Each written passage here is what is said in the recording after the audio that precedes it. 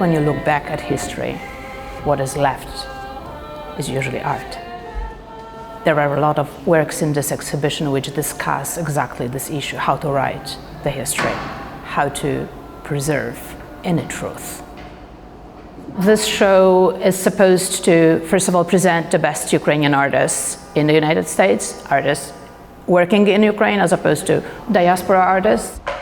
Several works in the show are created after February 24th, but many of them cover the previous 8 years of the war. And that was our point, to explain that this war has been going on for 8 years already and present deeper layers.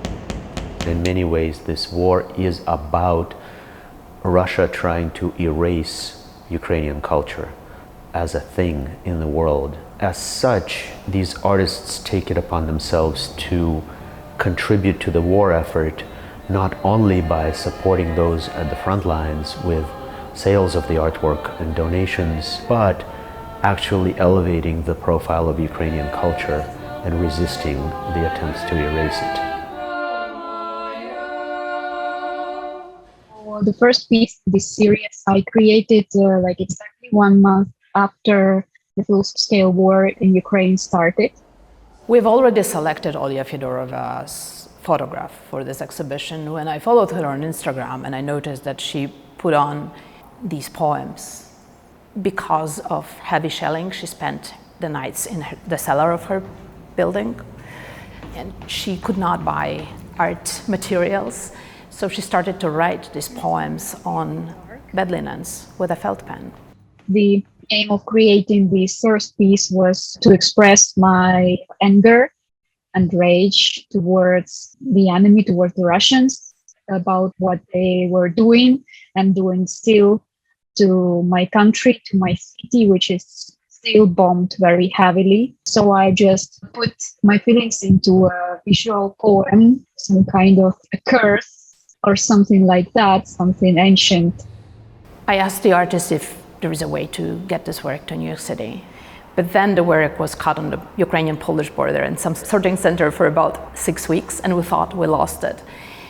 And I was all the time thinking whether the work will do it, but I was also thinking whether Olya will make it. What if the work arrives and she doesn't? You know, it's very difficult to work with material like this. The work made it in June to Warsaw, and it got here. After 24th, when attack on Kiev started, we spent 1 day there, hiding in the shelters with families, being so shocked and disappointed. Then next day we decided to escape. We escaped to the west, and this piece, it's my first work after the beginning of the war. It's my partner, Max Robotov. I was curious how Max has changed and what does he do, if it's like I was full of stereotype what has been in the army, and I was asking him if he makes this gesture, for example, and asked him to show me. Mostly I work with video and animation, and I also do experimental movies. The film we screened in New York is assembled of many different eyewitness videos and also archival footage from Donbass.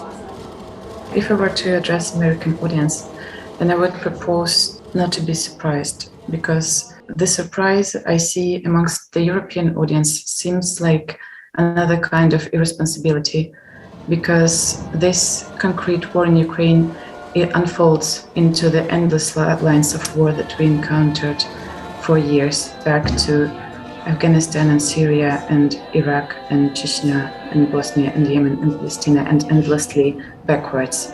It is getting worse in a way, and it will be getting worse. Either we deal with it right now, or we keep playing the surprise every time. We knew that the exhibition will come in this low point of interest before big institutions, museums, could organize something. So we thought that this would help the war effort.